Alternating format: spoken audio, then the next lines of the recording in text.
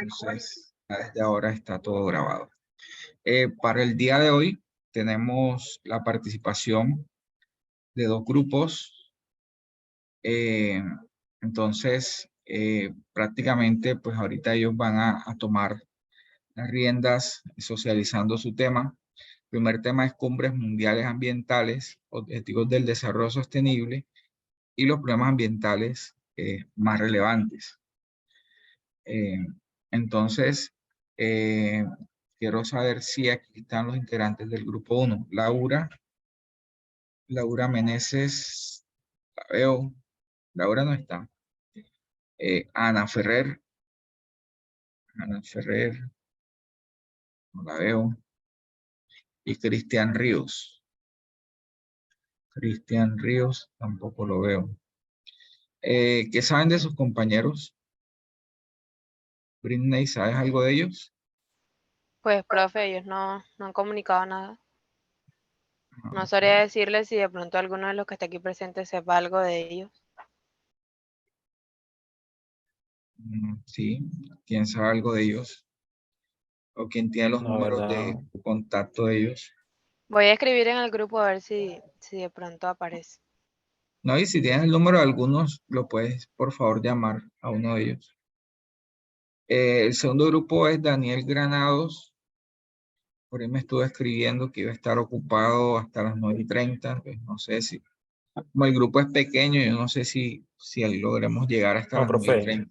yo estoy aquí, no se preocupe. Ah, perdón. Ah, no, pero qué bueno. Es que ahí dice David.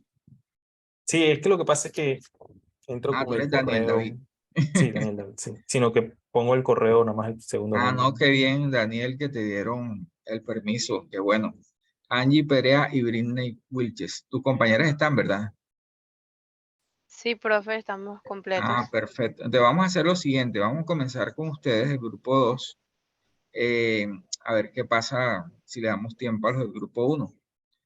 Entonces, sobre todo porque yo sé que para David no fue fácil estar aquí. Él tuvo que pedir permiso, está en una actividad en su empresa. Entonces, así aprovechamos más el tiempo. Entonces, David, Britney y, y Angie, pues tienen la palabra. Ya les di la opción de compartir.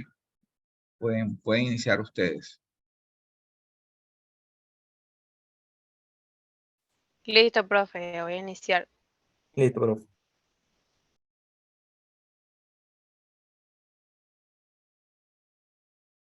Sí, el tema de ustedes es evaluación de impacto ambiental y legislación ambiental. Y la legislación ambiental. Sí.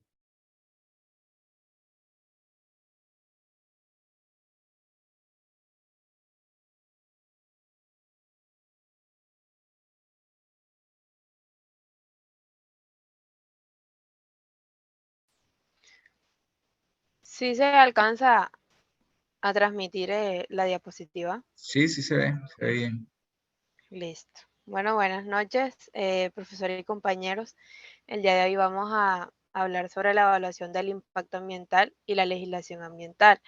Mi grupo está conformado por Angie Perea, Daniel David Granados y mi persona Britney Wilches. La evaluación del impacto ambiental, también conocida en siglas como EIA, es una herramienta de prevención para tratar de reducir y evitar cualquier efecto ambiental que pueda producirse a consecuencia de la actividad del ser humano. Estos efectos pueden tener consecuencias de igual modo sobre el medio ambiente y sobre las personas. Se llegó a corroborar que estaba ocurriendo un agravamiento de los problemas ambientales en todo el mundo, ya sea a nivel regional, nacional o local. Se realiza en varios sectores, tales como la agricultura, la manufactura, turismo, minería, silvicultura.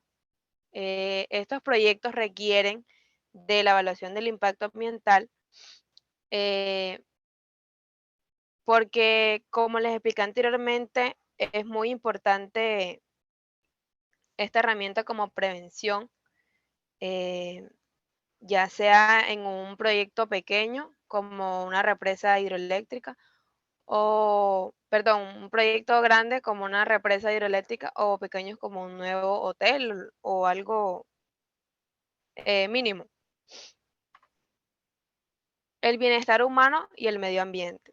Podemos entender la compleja relación entre los entornos naturales y el hombre. Es muy importante tratar de destacar los impactos ambientales y sociales de los programas, proyectos y desarrollos que influyen y alteran la calidad del medio ambiente y afectan el bienestar de los mismos. Por otro lado, cabe destacar que la población humana sigue aumentando y los recursos naturales se vuelven más limitados. Se vuelve cada vez mayor la importancia de la mejora en el medio ambiente, la sostenibilidad, la identificación de medidas de mitigación. Entonces, por ello es importante aplicar esta evaluación de impacto ambiental para evitar, pues, efectos negativos hacia el medio ambiente. A continuación les voy a mostrar un video para que eh, vean cómo está compuesto los capítulos, algunas cositas destacadas del estudio del impacto ambiental. Sí se logra ver.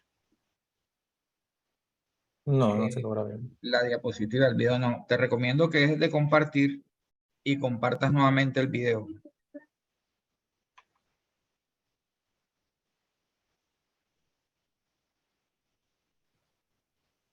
Ahora sí, ¿verdad?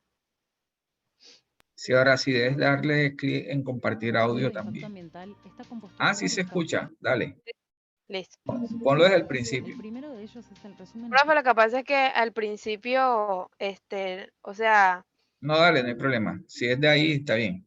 sí, porque es que quiero como que se enfatice más en esta parte porque al principio ya habla como cosas que expliqué. Ejecutivo, que sintetiza los principales resultados técnicos del estudio. Es importante también contar con un documento de divulgación que facilite la comprensión de los aspectos técnicos en un lenguaje accesible al público no experto. Este es un insumo clave para las instancias de consulta y participación. El estudio también debe incluir la presentación y descripción técnica del proyecto con una evaluación de las alternativas consideradas. También debe describir el marco normativo e institucional de aplicación. La matriz legal de cumplimiento es fundamental para que el proponente tenga claras sus obligaciones al ejecutar el proyecto. El estudio de impacto ambiental debe incluir la línea de base o diagnóstico ambiental que describe cuál es el estado y las dinámicas del área de estudio en un escenario sin proyecto. Posteriormente se deben identificar, valorar y evaluar todos los potenciales impactos cuyos resultados se suelen sintetizar en una matriz. Luego se incluye la identificación de las áreas de influencia para cada componente analizado. Estas son las áreas geográficas que pueden recibir las consecuencias directas o indirectas del proyecto. Una vez evaluados los impactos, el estudio debe describir las medidas previstas para poder atenderlos. Durante este proceso es fundamental considerar la jerarquía de mitigación. Este principio establece una secuencia de pasos que tienen como finalidad evitar, minimizar, restaurar y en última instancia compensar los impactos significativos con el objetivo de lograr como mínimo la pérdida nula y de preferencia una ganancia adicional de los valores ambientales.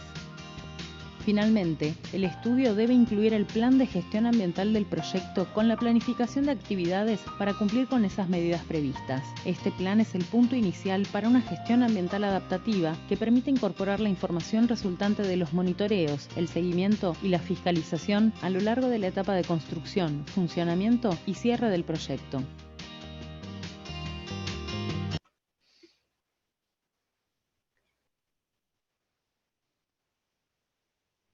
A continuación le voy a dar mi palabra a mi compañera Angie Perea, que les va a explicar sobre la legislación ambiental.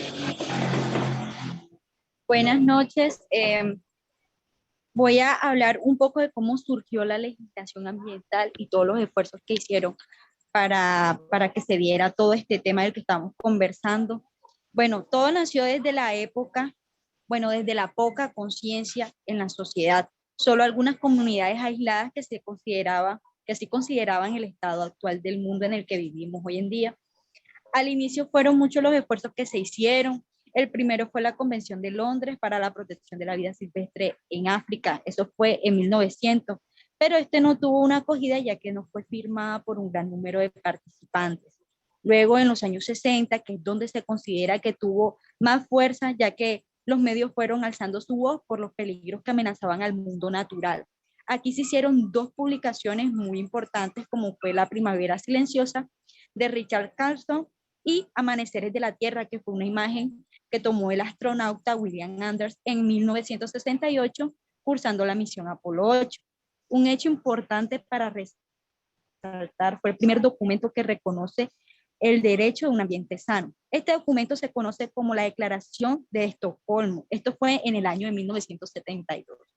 Luego la ONU creó una comisión conocida como la Comisión Brundtland en 1983, la cual consistía en crear una relación entre el ambiente y el desarrollo. Por otra parte, la Cumbre de la Tierra en Río de Janeiro en 1992 buscaba guiar gobiernos para tener control sobre las empresas que representan una grandeza económica, pero que a su vez también eran los responsables de los principales daños ambientales. Desde entonces se ha ido realizando movimientos como el Acuerdo Marrakech, donde surgió la Organización Mundial de Comercio. Eso fue en 1994. El Protocolo de Kioto en 1997, el cual no se considera exitoso, ya que fue el primero en establecer obligaciones jurídicas hacia estos países ya desarrollados. La Declaración del Milenio, el cual participaron 189 países en el 2000, enfocándolo en el crecimiento económico sostenible y al respecto de los derechos humanos. Luego la ONU abre paso a la Cumbre Mundial sobre el Desarrollo Sostenible en el año 2002. 10 años más tarde consiguió realizar un movimiento llamado Río +20 para renovar compromisos sobre el desarrollo sostenible. Con el cambio climático se realizó el Acuerdo de París en el 2016 para evitar las temperaturas del planeta debido a la industrialización. Todas estas son consideradas como instrumentos a los derechos de la humanidad y que son hechos muy importantes a resaltar, ya que crearon una gran importancia o le agregaron importancia a todos los fenómenos climáticos y ambientales que vivimos hoy en día. Bueno, le abro paso a mi compañero David, que va a hablar sobre la legislación ambiental aquí en Colombia. Bueno, buenas noches. Cuando hablamos de legislación ambiental, hablamos de leyes, decretos, normativas, y bueno, ya aquí como son legislaciones ambientales, siempre buscan la protección y la conservación del medio ambiente en el país. Entonces yo busqué, como por así decir, las leyes que más se destacan o más sobresalen, y hay una que sí resalta más que todo para nuestra carrera, que somos futuros administradores públicos. Entonces, la primera ley es la Ley 99 de 1993. Aquí se crea el SINA, el Sistema Nacional del Medio Ambiente, y define los principios generales para la gestión del medio ambiente en Colombia y establece los mecanismos de conservación de los ecosistemas y la biodiversidad. La Ley 165 de 1994 regula el uso y el manejo de los recursos naturales renovables, incluyendo la fauna y la flora silvestre, los bosques y el agua. La Ley 1333 del 2009 establece el régimen sancionatorio ambiental, determinando las infracciones y las sanciones aplicadas en los casos de incumplimiento de normativas ambientales. La ley dice que por algún proceso que tenga un aspecto negativo en el medio ambiente, tiene obligación su sanción. Entonces, la ley 140 de 1994, aquí ya se crea el Ministerio del Medio Ambiente y se establece sus funciones y competencias. La ley 611 del 2000 regula la gestión integral de los recursos, de los residuos sólidos, y establece los lineamientos de cómo es su manejo, cómo va a ser su recolección, su transporte, su tratamiento y su disposición final. La ley 357 de 1997 regula el manejo de la conservación de los recursos naturales renovables y en los territorios indígenas. Ahora, esta última ley, que nosotros como futuros administradores públicos y vamos a estar haciendo proyectos, vamos a estar como muy apegados a ella, que establece el régimen de licencias ambientales que son los permisos otorgados por las autoridades competentes para realizar actividades que puedan generar impactos ambientales significativos. Bueno, estas son unas de las cuantas leyes que me parecieron para mí de suma importancia, porque siempre busca la protección de los recursos naturales, la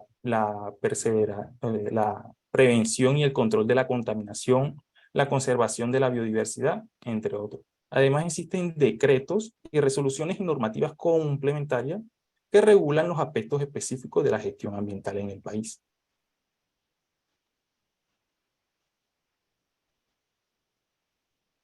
Bueno, ahora, la legislación ambiental en Colombia es de suma importancia, debido a que a los numerosos desafíos ambientales que enfrenta el país. Entonces yo investigué y saqué como que los más destacados entre los que se viven en Colombia, más que todo. Entonces, gracias a esas leyes, se pueden proteger estos recursos naturales. Entonces, la primera para mí es la protección de los recursos naturales. Colombia cuenta con una gran biodiversidad de riquezas naturales, incluyendo los bosques tropicales, los páramos, los ríos, las costas. Estas legislaciones buscan establecer medidas para proteger los recursos y garantizar su conservación a largo plazo. La otra es la conservación de la biodiversidad. Colombia es considerado uno de los países más biodiversos del mundo, albergando grandes cantidades de especies endémicas en peligro de extinción. Esta legislación busca preservar la biodiversidad a través de creación de áreas protegidas y la regulación del comercio de estas especies. Por ejemplo, en el Parque Tayrona, tú no puedes ir al Parque Tayrona a llevarte los animales de allá, eso es una zona protegida. Y obvio, tú agarras una especie de esas de allá y tu multa o hasta preso te pueden llevar. La que sigue es la mitigación y adaptación del cambio climático. Bueno, pues para nadie es nada raro que el cambio climático está haciendo mucho efecto. Entonces, el cambio climático es uno de los mayores desafíos ambientales a nivel global. Y esta legislación ambiental en Colombia incluye medidas de reducción de emisiones de gases de efecto invernadero, promover el uso de energía renovable y establecer estrategias de adaptación de cambio climático.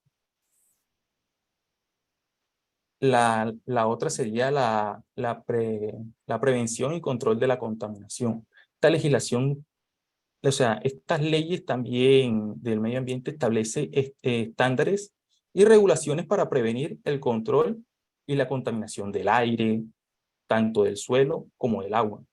Esto contribuye a la protección de la salud humana, así como de los ecosistemas naturales y de las especies.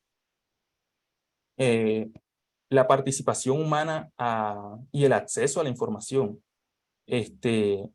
Con estas leyes también promueven la participación ciudadana en todas las decisiones al acceso a la información ambiental. Esto permite que la sociedad civil se involucre en la protección del medio ambiente y vigile su cumplimiento. Por ejemplo, mira que ahora están haciendo un ejemplo de aquí de Santa Marta con los parques y los ríos. Ya la gente está cogiendo como esa cultura o ese sentido de pertenencia que ven a alguien arrojando basura al río y le llaman la atención, que ven que en los parques de los niños, que están los juegos de los niños, y van y a los mayores que no se monten eso. Eso es lo que hace esta ley. Ayuda a que la gente tenga ese sentido de pertenencia a cuidar su medio ambiente. Entonces también busca un desarrollo sostenible. La legislación ambiental busca promover desarrollo sostenible tome en cuenta los aspectos ambientales, sociales y económicos.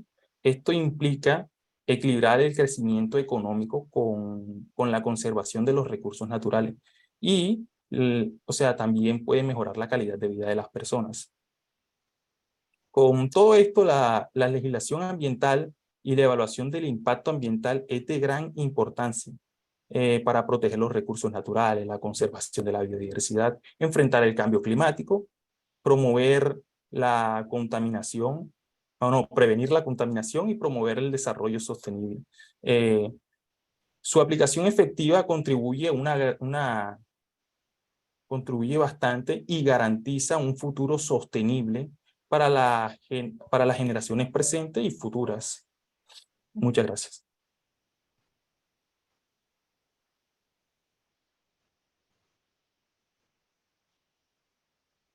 Muy bien. ¿Algún compañero tiene algún aporte que hacer, alguna pregunta sobre el tema?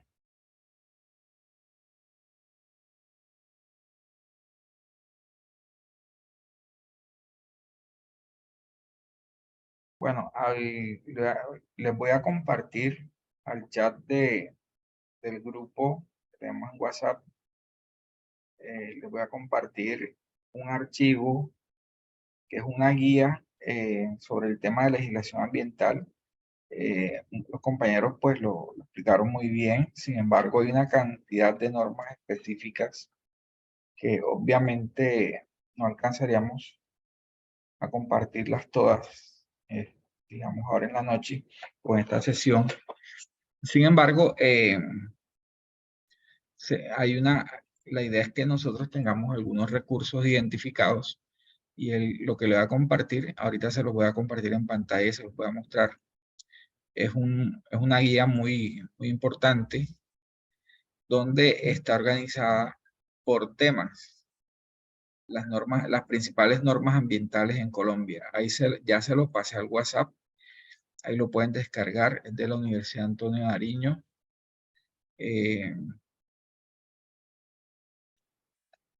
Entonces ahí pueden ir revisando. Ya se los voy a compartir también por este medio. Y vamos a analizar ahí que todas estas normas tienen un origen. Ya los compañeros compartieron pues cuáles son los principios. Bueno, antes de presentarles esta información, hay permítame un segundo, algo aquí que un segundito.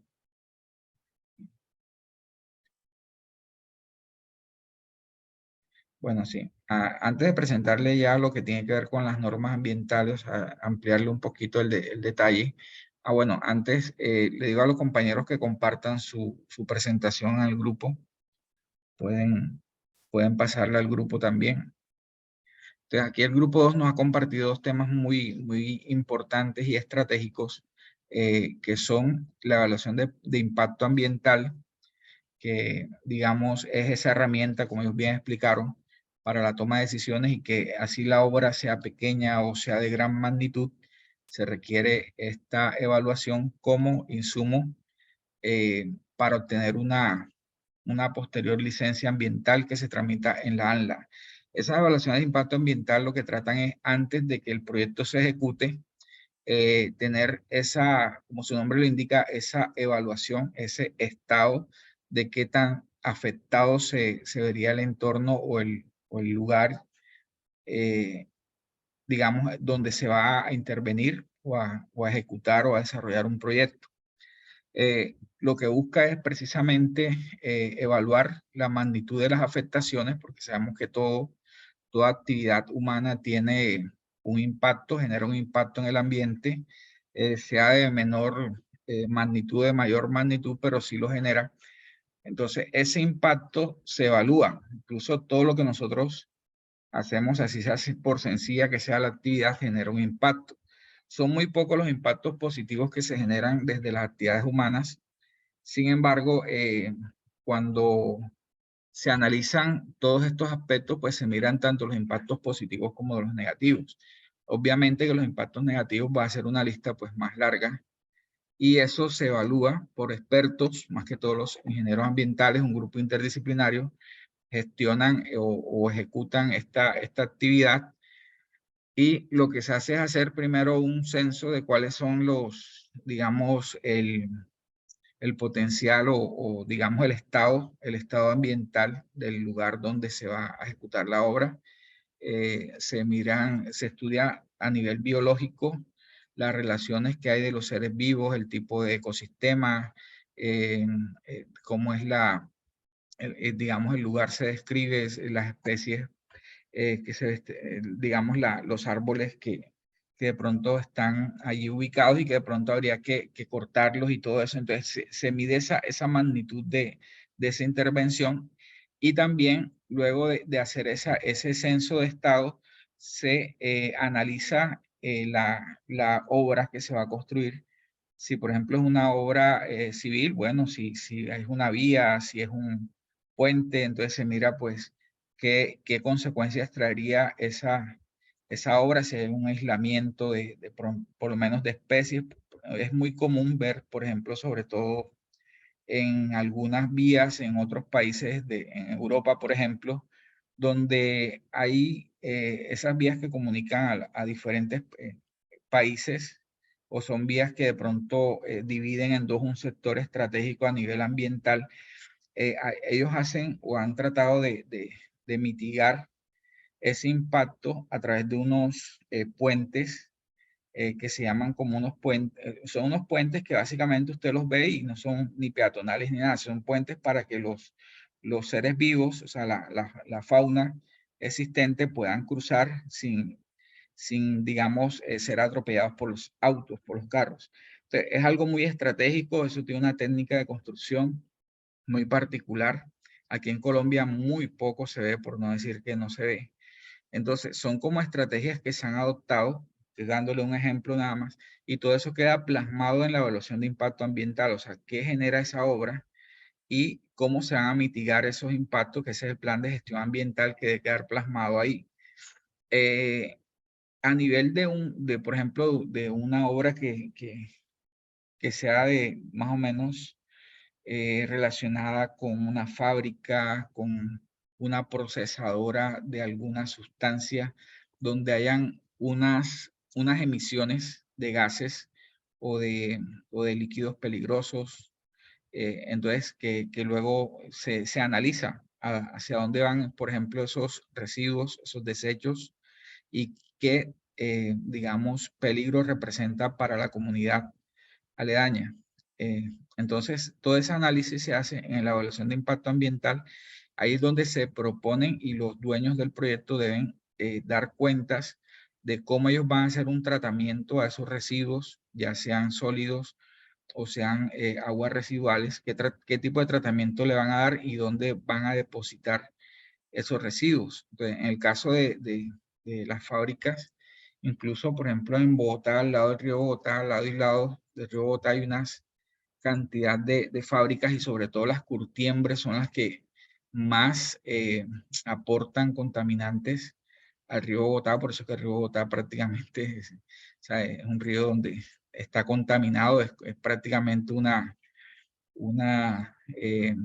canal prácticamente, porque ya de río, o sea, con las características que debe tener un río, sobre todo los seres vivos que dependen de él y que viven en él, pues eso está como bastante complicado de conseguir. Entonces, básicamente es como un colector, por decirlo así, de todos esos residuos que generan esas fábricas que están alrededor de ese río. Y por más que hayan controlado, que hayan tratado de descontaminar, todavía siguen esas emisiones, esos aportes de esa agua, de esos residuos contaminantes al río Bogotá. Ese es un tipo de vertimiento. Otro tipo es los gases que se generan. Por ejemplo, en Medellín hay una cantidad de fábricas que generan gases nocivos. Hay unas recomendaciones a nivel ambiental que se calcula el alto de las chimeneas para que ese impacto de esos gases nocivos no tengan afectación sobre las personas. Entonces, allá se presenta un fenómeno que, por el hecho de estar rodeada esa ciudad por cadenas montañosas, hay un efecto de acumulación o digamos, el aire o en la atmósfera, no hay un barrido efectivo, así como, por ejemplo, en Santa Marta, que estamos sometidos a unas brisas casi que permanentes. Bueno, estos días han brillado por su ausencia. pero básicamente es constante, hay un flujo constante de viento, de las brisas marinas, las brisas que provienen de la sierra, y eso hace que haya un barrido. O sea, como cuando usted barre la casa todos los días, ¿verdad? No se acumula la basura, pero si usted no la barre, se va acumulando. Entonces, ciudades como México, capital de México, como Medellín en el caso de Colombia, ahí se presenta un efecto de tapa o de olla a presión, donde hay una acumulación de gases, que eso lo que hace es afectar el sistema respiratorio de los seres humanos, obviamente, y por eso es que sobre todo en Medellín, en Cali también hay picos y placas ambientales, pero no de carros, sino de empresas y de fábricas, incluso, o sea, no solamente es de carro, no quiere decir que de carro no haya, sí, claro, pero además de eso se suman las fábricas le dan unos tiempos determinados para poder funcionar o a realizar sus actividades, y antes de pandemia era tan crítico ese problema de contaminación que esos lapsos de tiempo cada vez eran más amplios, son unos lapsos bastante amplios, porque se presentó ese fenómeno, o sea, hay el barrido de los gases contaminantes, y si de pronto no es tan dinámico como en ciudades como Santa Marta, donde hay mayor régimen de vientos. Entonces, allá, ¿qué pasa? Que se acumulan esos gases contaminantes y se forma un smog llamado smog fotoquímico, incluso es una capa negra como si fuera una nube negra, pero no es de agua, sino que es de contaminantes. Y esos, cuando se ve la ciudad y se toman fotos así a lo lejos, lo que pasa es que se observan esa nube o esa capa como una lámina, una especie de lámina arriba de la ciudad.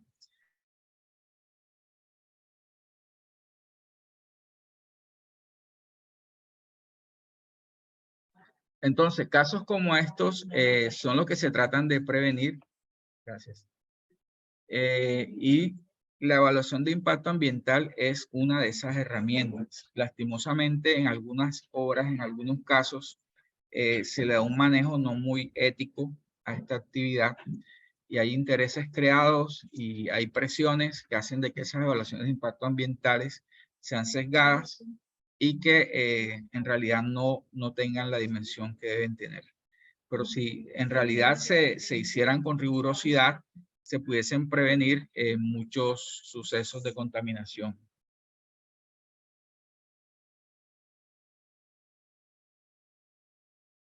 Bueno, entonces esa es como la reflexión. Ahora, con relación a las normas ambientales, les paso un archivo al grupo de WhatsApp para que ustedes ahí puedan analizar. Primero, reforzar lo que los compañeros ya han comentado, o sea, de dónde nace toda esta normatividad, qué principios rigen básicamente estas normas, cuál es la intención, y en realidad ellas nacen de esos compromisos logrados internacionalmente, esos acuerdos. Entonces, no todos los países tienen una normativa ambiental tan robusta como la de Colombia. Incluso varios países han copiado, han tomado como referente. Lastimosamente, el problema está en la regulación. No hay mucha regulación, mucha vigilancia. Entonces, ese es el tema. O sea, hay buenas normas, pero no hay un cumplimiento adecuado de ellas. Bueno, ahí quedamos. Cuando ustedes hagan los trabajos finales, ese archivo que yo les mandé les va a servir para identificar de acuerdo al problema que usted identifique. Hay normas, por ejemplo, para contaminación del agua, contaminación del aire, suelo, residuos peligrosos. Ahí está el listado. Bueno, creo que ya llegó Laura. Ahí están los miembros del grupo 2. Entonces yo le voy a dar paso a Laura y al grupo 2 para que continúen con el tema 1 que les corresponde. Entonces, Laura, adelante, puedes compartir pantalla.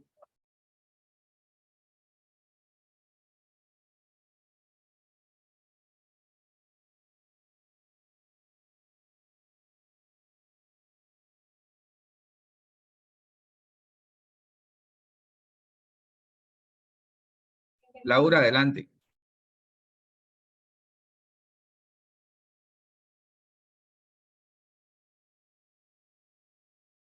Sí, ya, profesor, espera que estoy tratando de compartir la diapositiva.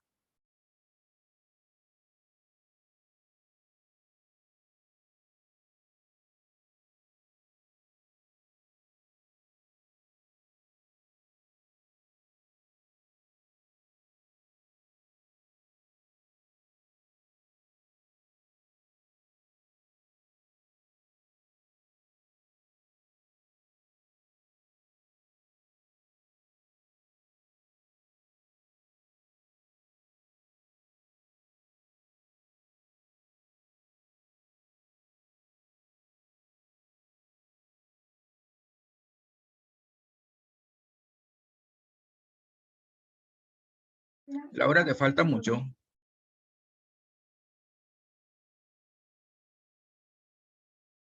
Profesor, de mi celular no deja compartir. No sé si si Cristian puedes compartir del tuyo. Pásenlo al grupo y un compañero que tenga computador que lo comparta.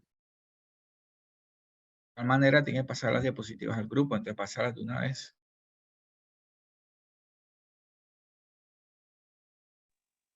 Listo, ya la mandé al grupo.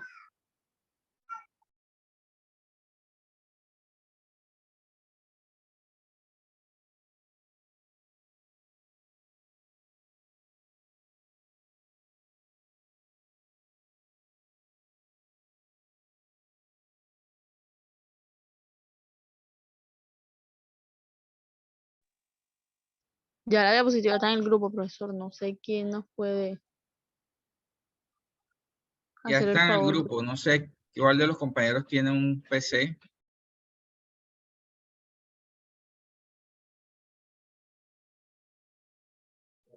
Yo le hago el favor, por favor, en un momento.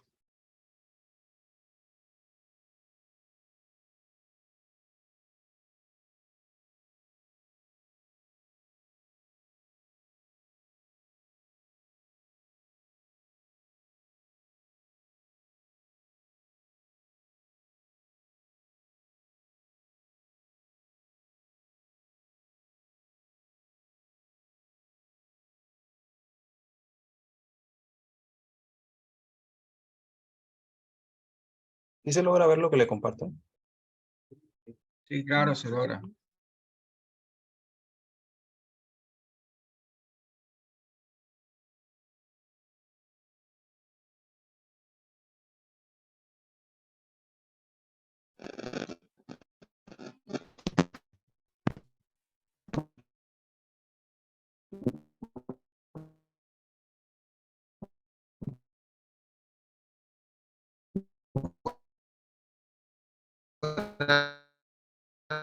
Que puedo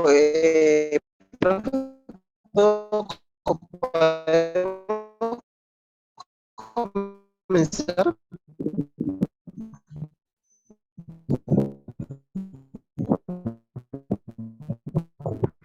Cristian, tienes mala señal. Si te puedo ubicar mejor.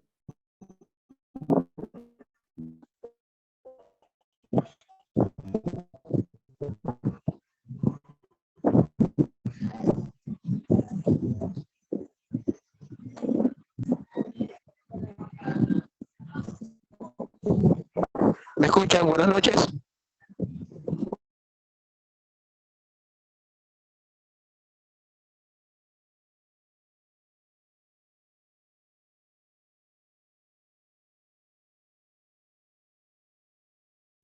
Como que el internet lo sacó de la reunión. Otro compañero que inicie, pues.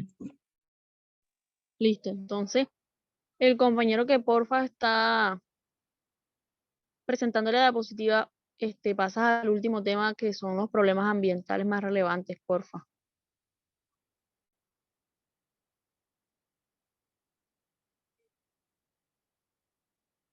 Bueno, mientras él busca, me presento. Buenas noches, mi nombre es Laura Meneses. Mi grupo está conformado por Ana Ferrer, pero no está presente en la reunión, y mi compañero Cristian, que como que tiene problemas de internet. Bueno, yo les vengo a exponer los problemas ambientales más relevantes. De los problemas ambientales, pues hay demasiados. Yo quise resumirle unos cuantos que son como los más importantes y los que se ven a diario y los que se ven a menudo. Uno de ellos es el calentamiento global, que antes de eso, como podemos ver en la imagen nos lo dice todo.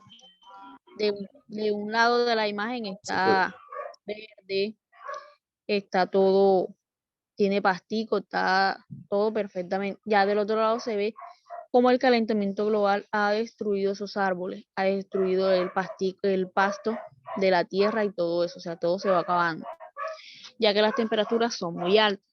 Entonces, ¿por qué se da el calentamiento global? El calentamiento global se da porque la Tierra absorbe energía solar, y esta, al calentarse, desprende calor a la atmósfera en forma de rayos infrarrojos.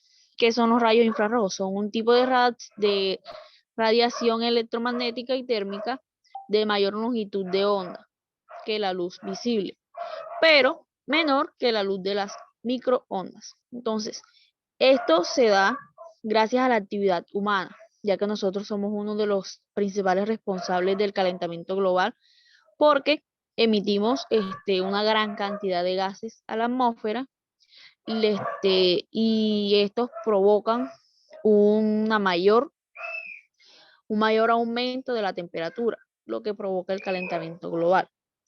La segunda es la contaminación. También podemos ver cómo se podía observar el mundo anteriormente, en años anteriores, y cómo se observa ahora, que todo el agua todo tiene basura, todo tiene botellas, todo tiene plástico, todo está donde no tiene que estar. Entonces los agentes contaminantes pueden ser físicos, pueden ser químicos o biológicos, los cuales pueden perjudicar, como lo dije anteriormente, pueden perjudicar el agua, pueden perjudicar el aire y pueden perjudicar la tierra o el suelo. Entonces nosotros como humanos, como seres humanos, si alteramos el equilibrio ecológico del planeta, las consecuencias que vamos a ver van a ser mucho más altas cada vez más.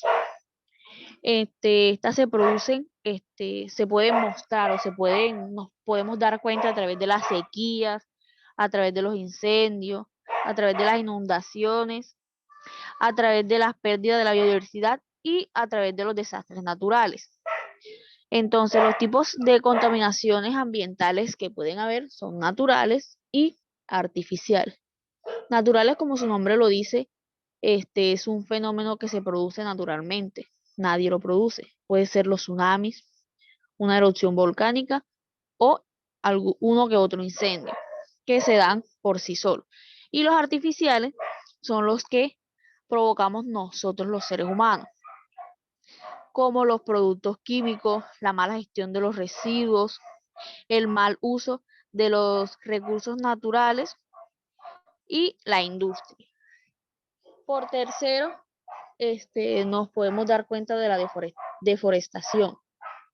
Esta también es causada, bueno, la mayoría de los problemas ambientales que existen son causadas por la actividad de nosotros los seres humanos, la mayoría y creo que todos. Entonces, la deforestación es causada por la actividad de los humanos, como bien lo dije anteriormente, en el cual destruyen la superficie forestal. ¿Cómo así? Es decir, la tala de árboles o la quema de ellos mismos, lo cual lo hacen para hacer o para desocupar un terreno, para construir un centro comercial, para construir un colegio, para construir casas, o también lo pueden utilizar para las actividades agrícolas y la ganadería. Esto lo hacen con el objetivo, bueno, hay empresas que lo hacen con el objetivo de ganar insumos industriales, ya sea para la papelería o la maderería. Y también pasa lo mismo con la contaminación. Hay deforestación natural y deforestación humana. La deforestación natural son accidentes o eventos que se producen por la naturaleza, por lo menos un rayo que le caiga a un árbol y ya se caiga. Bueno, ya eso sí no es culpa de nosotros. Pero la deforestación humana son como bien lo dije, la tala de árboles y la quema de árboles, que son actividades que lo hacemos nosotros mismos, nosotros los seres humanos. La cuarta problemática, que creo yo que también es una de las más importantes, es la pérdida de la biodiversidad. En esta, se da también, como bien lo dije, que la mayoría son causadas por los seres humanos, esta también se da por nosotros. Entonces, es la desaparición o disminución de los diferentes seres vivos que habitan en el planeta. Como un ejemplo de eso es la extinción de los animales. Esta se ve afectada por las problemáticas mencionadas anteriormente. Y a eso le sumamos la destrucción de hábitat, que se da gracias a la deforestación. especies exóticas invasoras, que son los depredadores, el cual compiten por los cuales son especies animales que compiten por el alimento.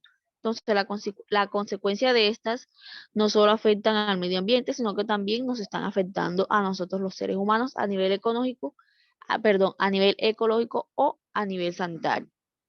Esta pone en amenaza al medio ambiente, ya que afecta al suelo y al agua, permitiendo así que no se puedan producir los alimentos. Muchas gracias. Puede seguir el otro compañero.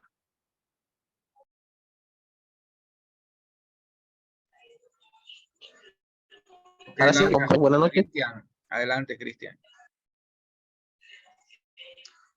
Bueno, yo les voy a hablar de un tema de desarrollo sostenible. Un pequeño resumen que les acabé un resumen que saqué. Entonces, lo que o sea, mi concepto, bueno, lo que voy a hablar de desarrollo sostenible consiste en cuidar y conservar nuestros recursos naturales y renovables y no renovables para que nuestras futuras generaciones puedan disfrutar de estos mismos derechos en igualdad de condiciones y procure salvaguardarlos para las futuras generaciones en igualdad de condiciones y sin deteriorando y sin límites. ¿En qué sentido lo digo? O sea, ambiental que está pasando no solamente en el país, en Latinoamérica, sino en el mundo, debido de las cambios de clima, las deforestaciones que hay, eh, la contaminación también de las empresas, que algunas son contaminantes, que echan desechos a los mares, a los ríos, lo mismo nosotros los seres humanos. Entonces, aquí como están pasando las cosas, se están acabando poco a poco. Entonces no les va a quedar, no les va a quedar, o sea, así como nosotros lo estamos disfrutando y lo estamos acabando, no les va a quedar nada a las nuevas generaciones que vengan y las generaciones tras de otras generaciones y etcétera.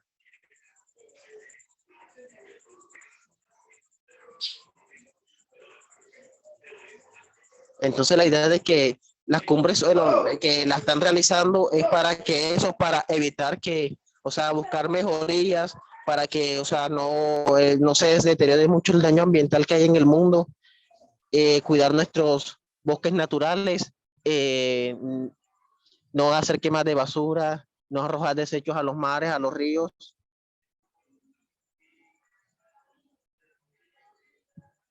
Eh,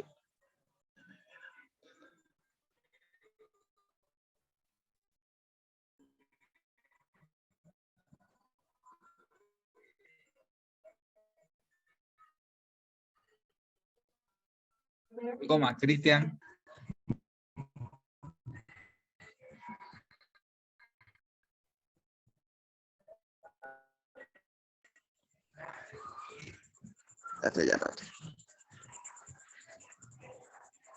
Listo, profe, creo que ya no tengo más. Bueno, a usted le correspondió el tema cumbres Creo que ya no ambientales, tengo más nada que decir, objetivos. profesor, ya. Creo que lo Ok, que... presta atención, mira, a usted le correspondió cumbres ambientales, objetivos del desarrollo sostenible y problemáticas ambientales. Tu compañera Laura nos habló sobre las problemáticas ambientales y la contaminación ambiental. Tú nos hablaste algo de sostenibilidad ambiental y la compañera de ustedes, Ana Ferrer, no está en sala. Parecer no estuvo por acá. Entonces, hagamos lo siguiente. Comparte nuevamente la diapositiva.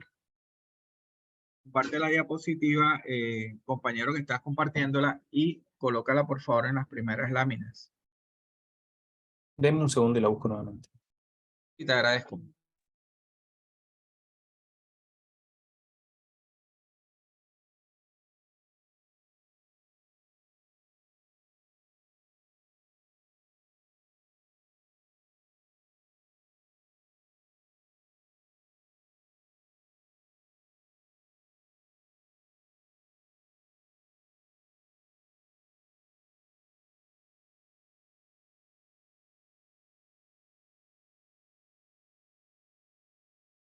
Esa es la primera diapositiva.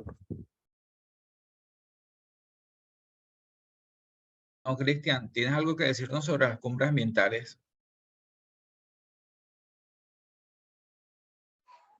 De las cumbres, bueno, lo que he analizado yo que las cumbres, por lo menos en el caso de Ginebra, que es de las cumbres que más son la más llamativa de que hacen anualmente los países potencia, en temas de que, en sentido de que en tratar de mejorar el tema del medio ambiente como en la actualidad, buscar como más, o sea, buscar soluciones para seguir acabando esta problemática ambiental que no solamente se vive aquí en Latinoamérica, sino a nivel mundial. Entonces, estamos como, la idea de las cumbres como tratar de crear conciencia y buscar mayores proyectos para que tratar de manejar muchas cosas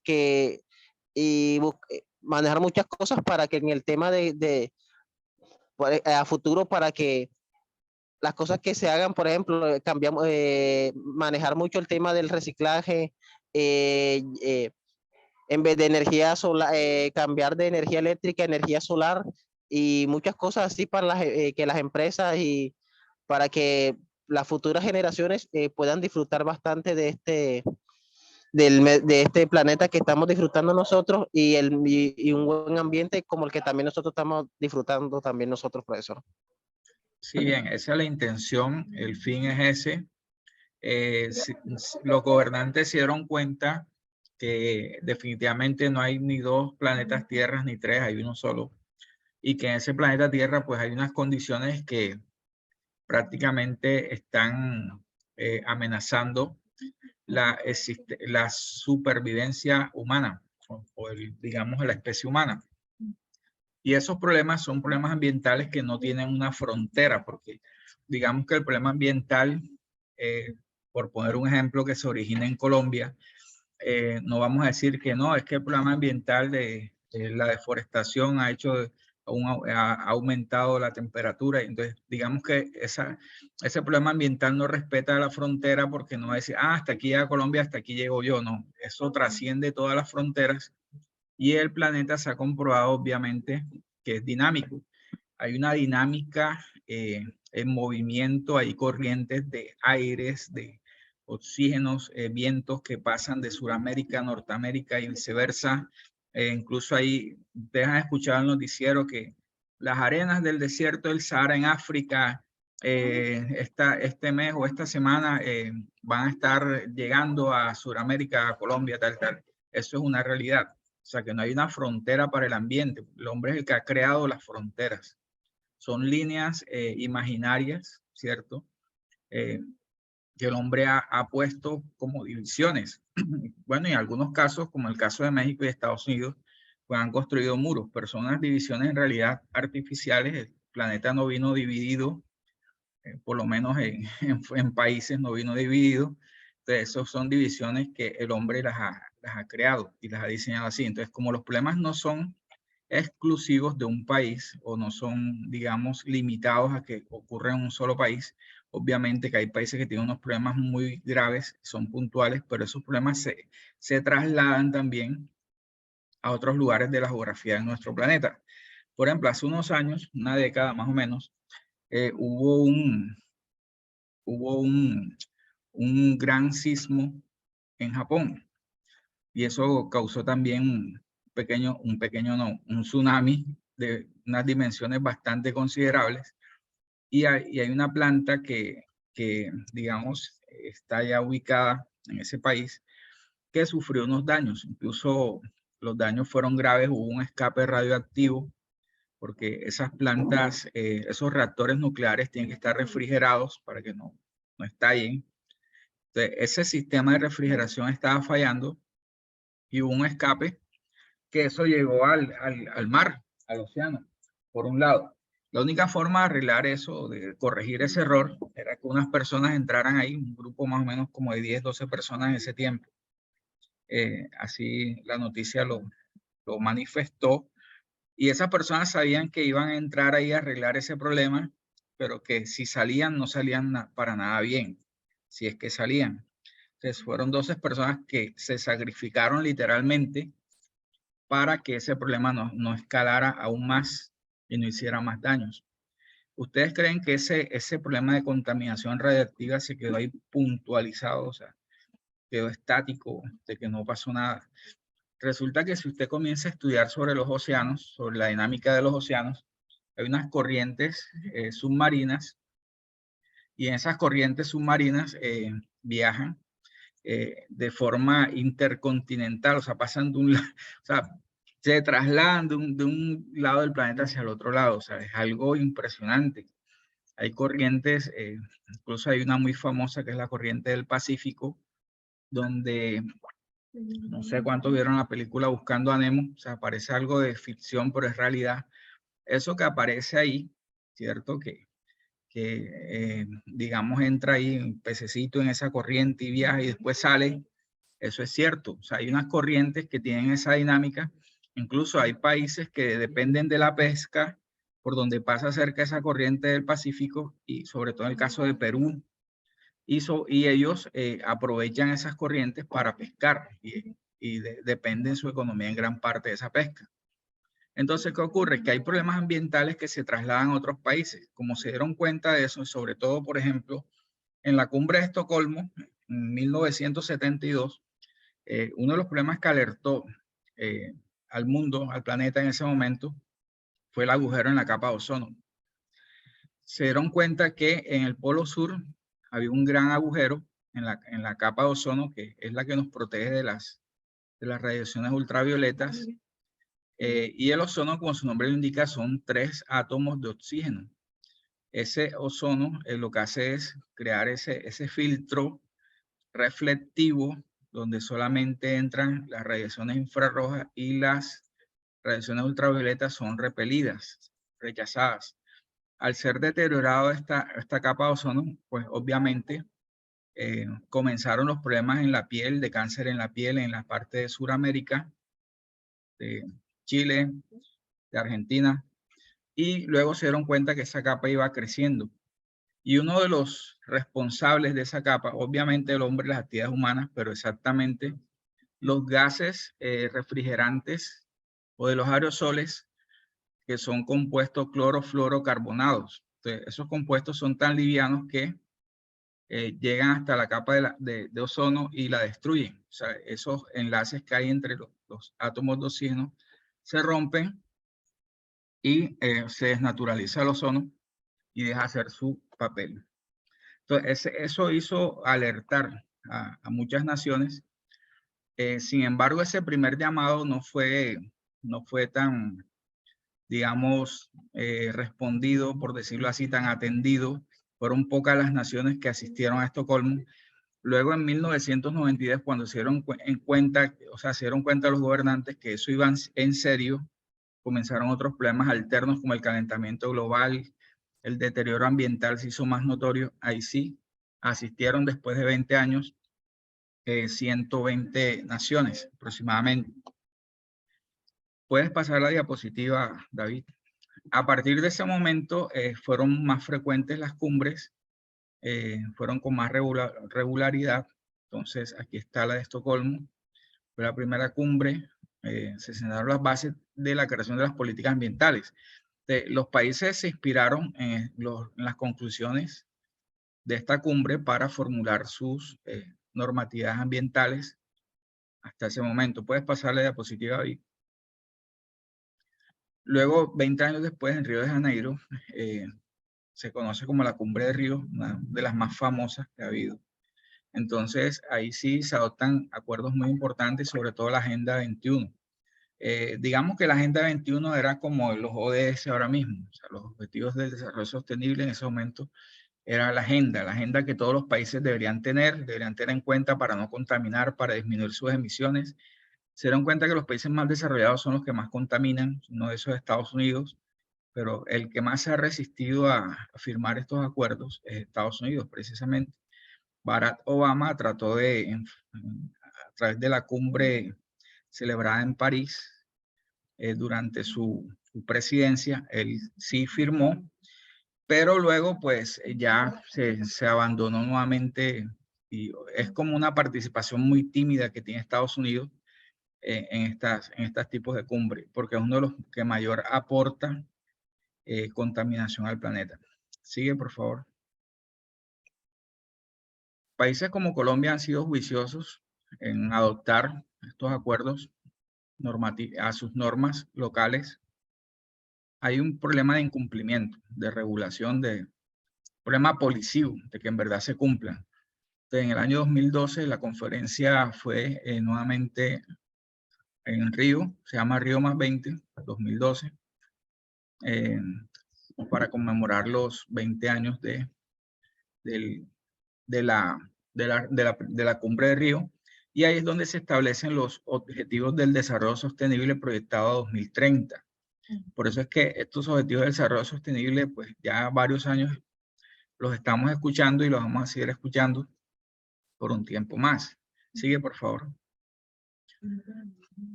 Dentro de los ODS habla no solamente del ambiente, sino que habla de la parte socioeconómica, de la parte educativa, de los problemas de cómo los países deben contribuir a disminuir esas desigualdades. Entonces, aquí vemos la cumbre del cambio climático, fue celebrada en París. Creo que esta fue la que asistió, si mal no estoy, Barack Obama. Y el cambio climático, o sea, ahorita que la compañera Laura hablaba sobre los problemas de contaminación, se considera a nivel mundial el principal problema o el más grave, por decirlo así, de mayor magnitud, es el cambio climático. O sea, a nivel mundial la temperatura se ha incrementado y eso amenaza a los ecosistemas. Sobre todo se habla del deshielo de los polos y eso trae otras consecuencias. Hay especies que tienen un rango de temperatura determinado y cuando ese rango está por encima o por abajo, pues ellas se ven amenazadas también. Lo que decía la compañera acerca de la pérdida de la biodiversidad.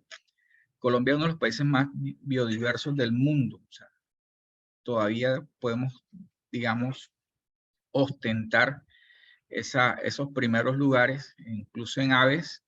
Está siempre de primero, segundo, disputándose ahí con Brasil, si mal no estoy. Y a nivel de anfibios, cuarto lugar. ¿Por qué está haciendo la pregunta de Luis, ¿por qué está haciendo tanto calor? Bueno, hay varias razones. Primero es una ola de calor anunciada, precisamente como a consecuencia de este cambio climático. Hay digamos, palabras más, palabras menos, hay un desequilibrio ambiental ahora mismo. De pronto no se anuncia tan de forma alarmante, pero en realidad el planeta ha perdido su equilibrio. Y eso es un término que se utiliza en ecología, el equilibrio ambiental. Se ha perdido. ¿Y por qué se pierde? Porque ese equilibrio se ha alterado por las actividades humanas. La cantidad, sobre todo la sobrepoblación, ahorita mismo son más de 8.500 millones de habitantes consumiendo recursos y produciendo residuos contaminantes. Usted dirá, no, pero es que yo no contamino. Sí, pero es que para elaborar el reloj, el celular que usted tiene, hubo que consumir recursos y hacer emisiones de gases nocivos al ambiente, etcétera, etcétera. Entonces, hay un desequilibrio. Incluso hay algo que se habla muy poco, que es el núcleo de la Tierra. O sea, parece como la película que dieron hace unos años, pero en realidad es cierto. Ya el núcleo de la Tierra pues prácticamente se ha paralizado y eso ha traído otras consecuencias adicionales. O sea, en pocas palabras estamos trasegando por un camino desconocido. O sea, no podemos decir que el planeta se comporta regularmente y que bueno, así como está la dinámica del clima, que están las 4 estaciones en los países que las tienen, las 2 estaciones en países como Colombia, ya eso casi se ha traslocado. Está el fenómeno de la niña y del niño, que pensaron en un momento que eran fenómenos puntuales y que no se iban a repetir, sino que se dieron por X o Y motivo y es situación, pero ya prácticamente ya vinieron para quedarse. Entonces, o llueve mucho o no llueve. Entonces, eso ha generado un desequilibrio ambiental.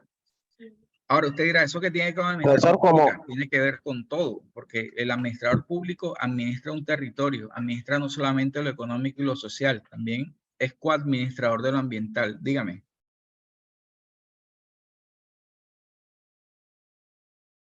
Cuéntame, Cristian.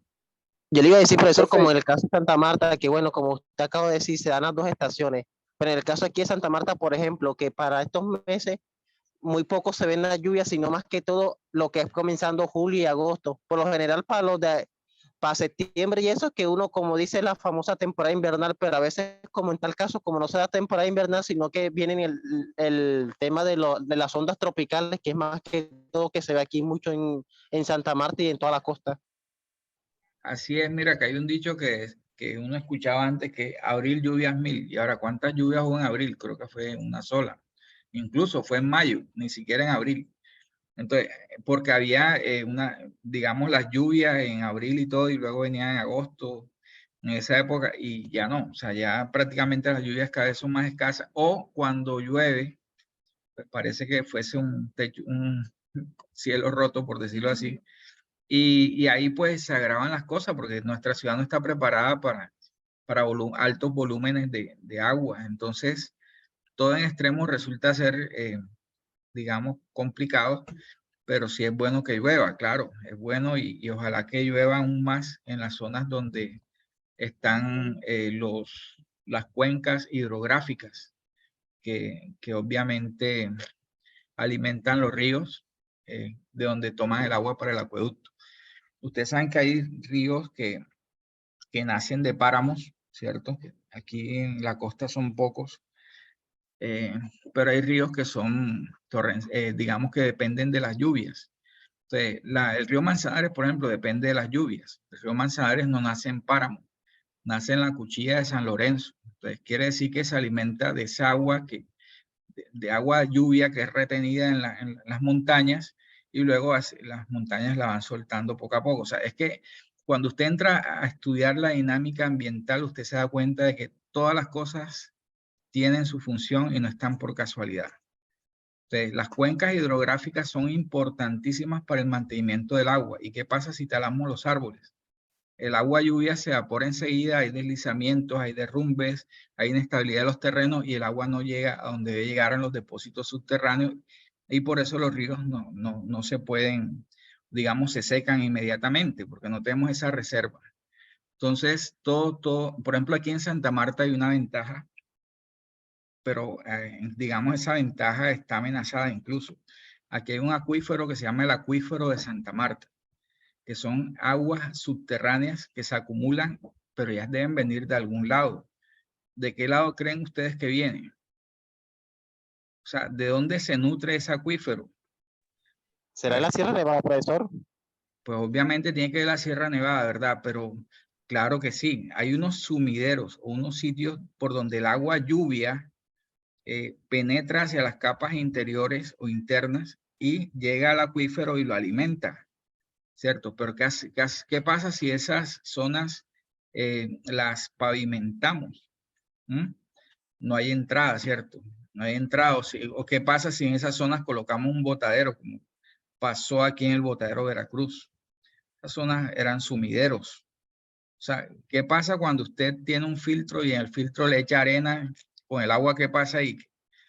Lo que pasa es que Se vas a estanque y hace una contaminar el agua. inundación.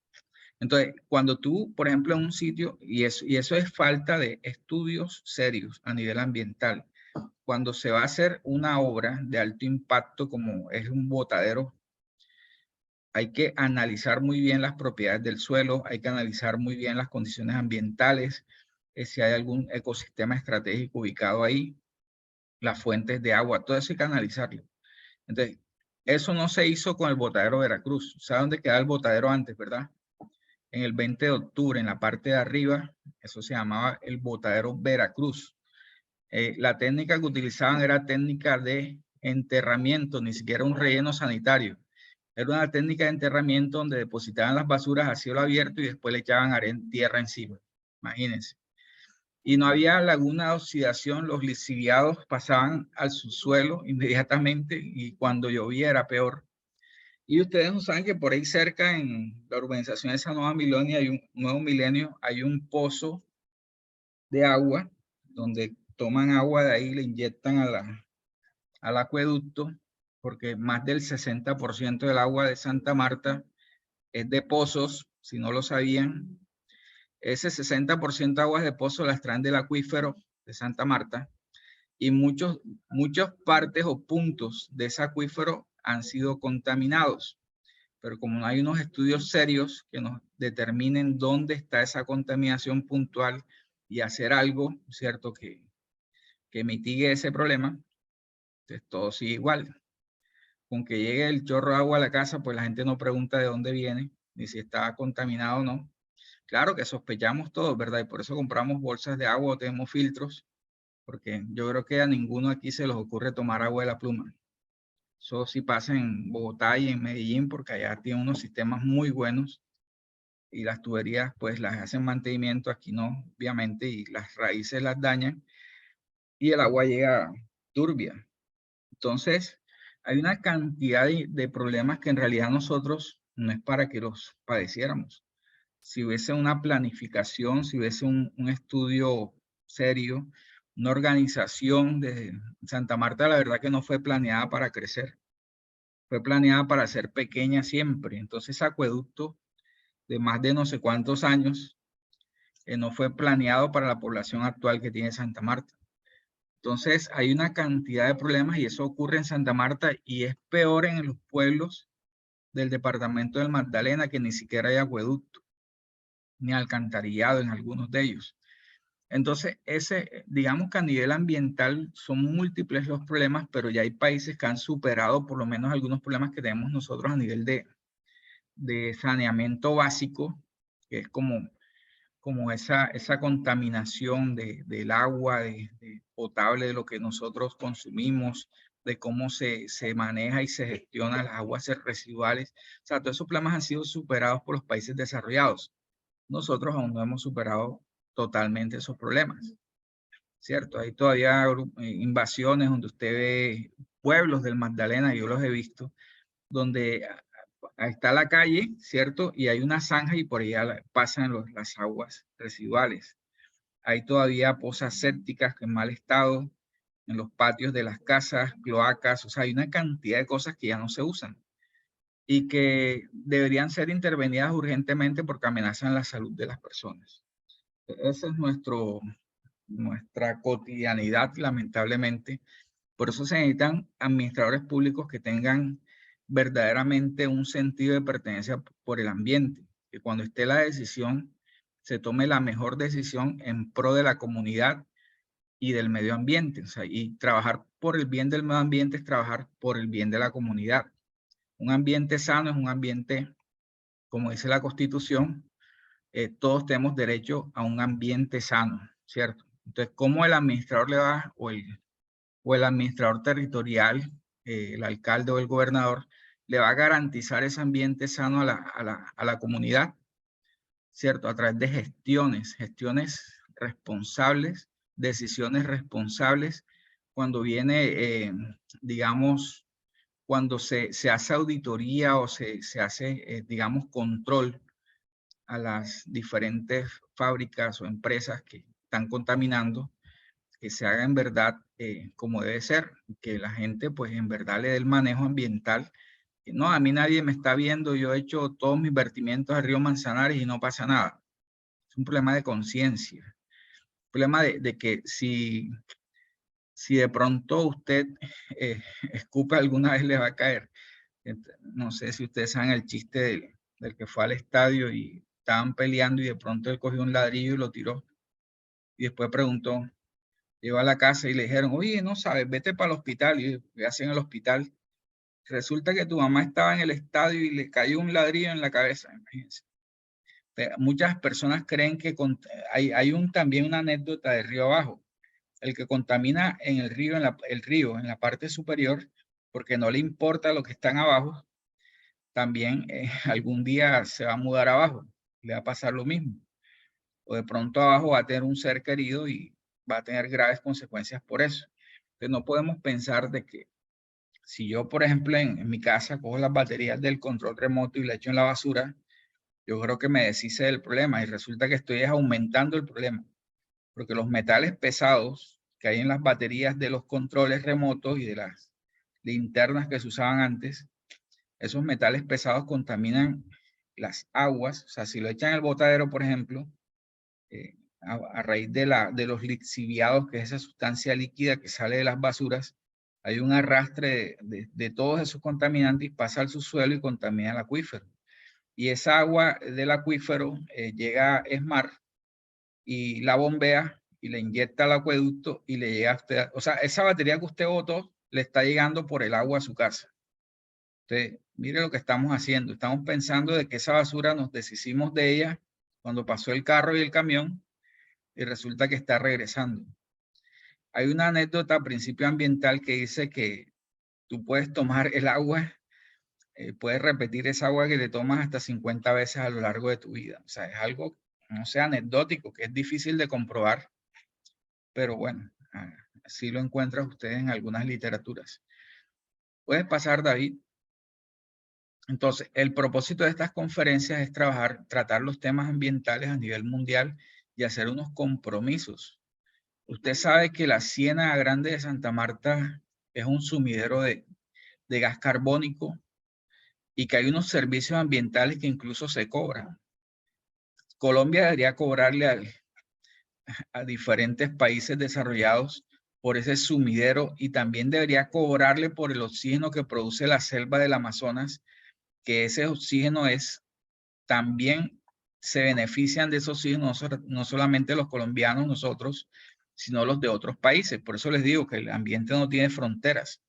Ese oxígeno que se está generando ahí, en Colombia tiene parte en la selva del Amazonas, está siendo llevado a otros países y otros países lo están aprovechando. ¿Y dónde está la selva? En el Amazonas, haciendo parte de varios países. Dentro de eso está Brasil, con el mayor territorio, con la mayor representación. También Colombia tiene una representación importante. ¿Y qué país le paga a ellos por el oxígeno que se genera ahí? Y una vez Brasil amenazó a las naciones desarrolladas del mundo. Les dijo, si ustedes no me apoyan económicamente, voy a destruir la selva y me voy a desarrollar a raíz a costas de la selva del Amazonas. Entonces, ahí prendieron las alarmas, entonces comenzaron como a mediar en esa parte, pero es cierto. Entonces, no hay una barrera, una limitación en que el ambiente esté hasta tal frontera, ¿no? Esto es algo dinámico. Pasa la diapositiva. Y los objetivos del desarrollo sostenible, que son 17, lo que tratan es de poner en orden esa parte que está en desorden. El fin de la pobreza parece algo utópico, ¿verdad? Fin de la pobreza. Sin embargo, las naciones desarrolladas tienen muchos recursos. Hay gente que no sabe qué hacer con el dinero. Pregunten a los árabes que paran comprando jugadores a 200 millones de euros, que paran, no sé, con carros de oro. Entonces, hay gente que no sabe qué hacer con el dinero. Entonces, yo creo que hay una distribución que, bueno, si ellos fueron afortunados y nacieron sobre petróleo y todo eso y son millonarios, eso está bien, ¿cierto? Pero que ellos puedan hacer obras sociales y contribuir a que en verdad la pobreza pues se disminuya a través de no darle el pez, sino enseñar a pescar también. Ese es otro principio ahí. El hambre cero, porque aunque ustedes no lo crean, hay países donde están botando la comida y otros donde la están necesitando. Ustedes saben qué hacen algunos cultivadores cuando quieren que los precios suban.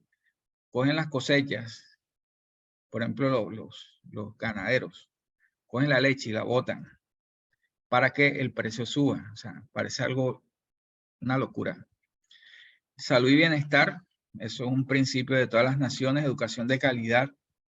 El objetivo 4, apréndase el orden, porque cuando le hablen, el ODS que tiene que ver con educación, el 4, el que tiene que ver con salud, el 3.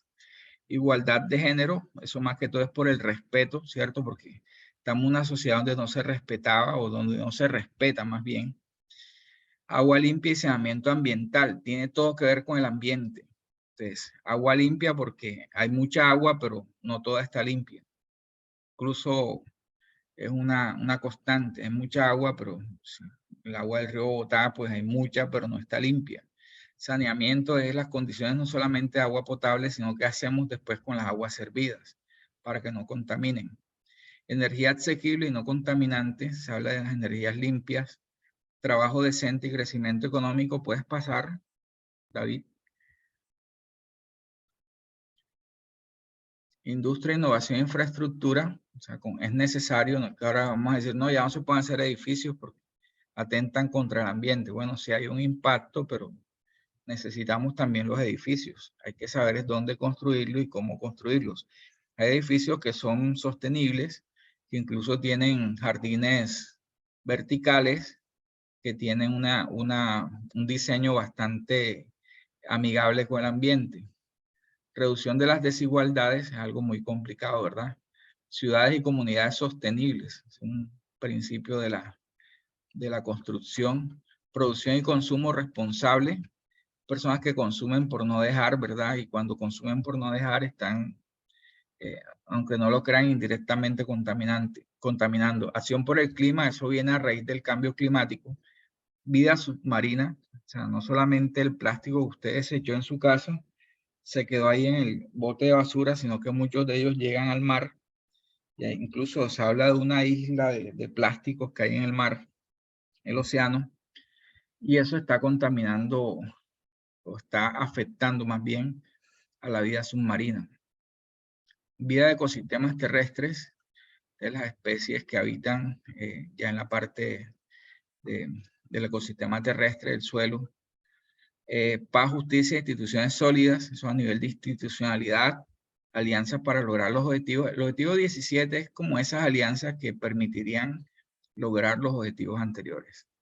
Puedes pasar la diapositiva, ahí están los 17, son 17 nada más, y ahí fue donde comenzó Laura. Entonces, la compañera Ana no vino, por eso ahí les tuve que comentar esos temas que le tocaban a ella. Entonces, no sé si alguno de ustedes tiene alguna pregunta. Les recuerdo que para esta semana tienen que haber contestado ya el foro 1 y comenzar ya a contestar el foro 2.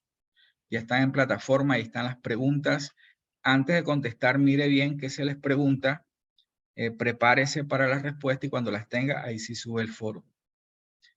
No se les olvide el trabajo final, desde ahora ya lo pueden ya comenzar a hacer, sobre todo los dos grupos que terminaron o que socializaron hoy, ya concéntrense en su trabajo final y de manera individual en los foros. No sé qué preguntas tienen hasta ahora, compañeros.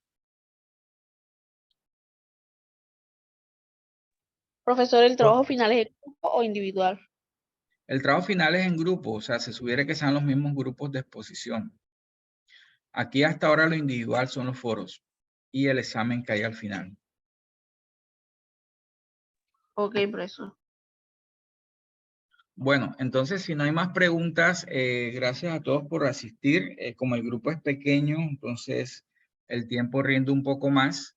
Les voy a dejar esta media hora para que ustedes puedan revisar la plataforma, revisar el foro 1. Los que no lo han hecho, pues aprovechen y se ponen al día con el foro 1 y van revisando el foro 2 para que sepan qué hacer.